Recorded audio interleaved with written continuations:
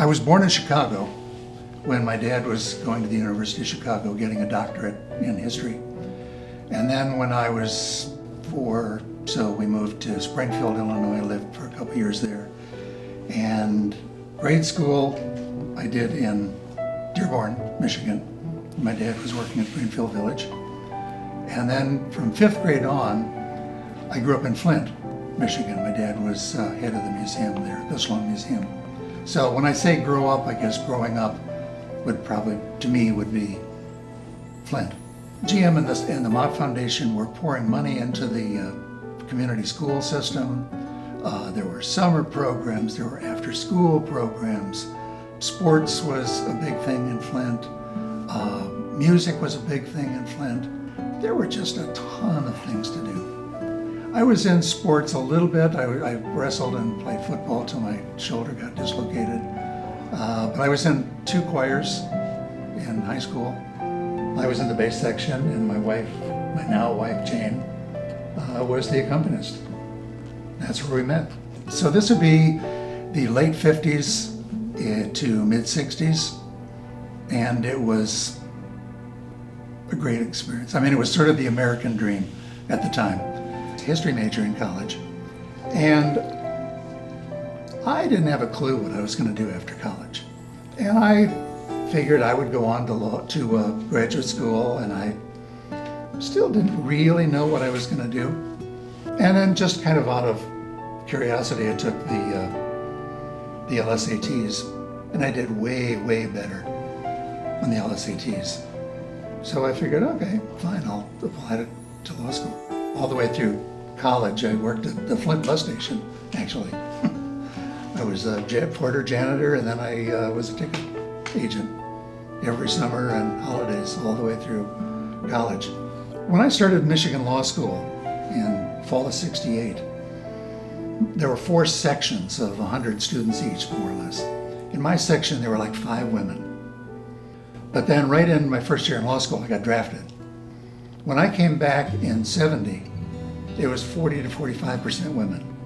That was unheard of in '68. And I came back, started law school, and then from then on, I got a job as a clerk with a law firm in Ypsilanti that did just general law work. You were really expected to be, I mean, there was the going out and getting business. So you were expected to be really active in the community. That just was not me. So I worked for a couple of years for a law firm, a bigger law firm in Detroit, where I was just kind of a general, it was a workers' compensation firm, but I did just general stuff. And the downside of that was it was even more based on the business aspect. And I remember I represented a client who'd been charged with attempted murder. So as far as my private practice experience for those 6 or 7 years, that was probably the biggest case I had, and I was pretty much just left on my own because everybody else in the firm were workers' comp people. If he was found guilty, he was going to go away for a long time. He was charged with hitting somebody else with a big piece of metal at a Chrysler plant. We won, we got an acquittal, and I was on top of the world, top of the, I thought, boy, I was the next Clarence Darrow of my generation. The head of the firm came by and was like, oh, you won, you collected all the fees? How many fees you collected this month? How's your month? That was always the phrase, how's your month? As in, how many fees have you brought in? And I don't know, I was just a little deflated, I thought I had done something and all he wanted to know was how much money I brought in for the month.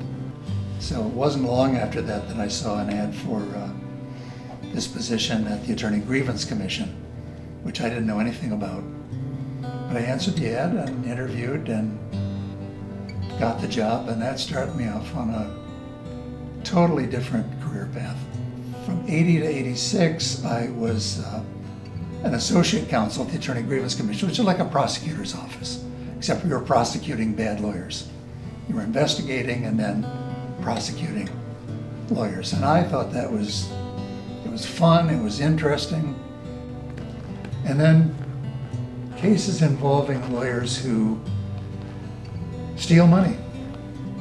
Embezzlement, misappropriation cases are sort of the reason that you do lawyer discipline work, because people trust their lawyer to do certain things, and they trust that if you let your lawyer hold money, proceeds from a case, proceeds from real estate closing, whatever, you just don't even think twice that they're going to keep it safe for you.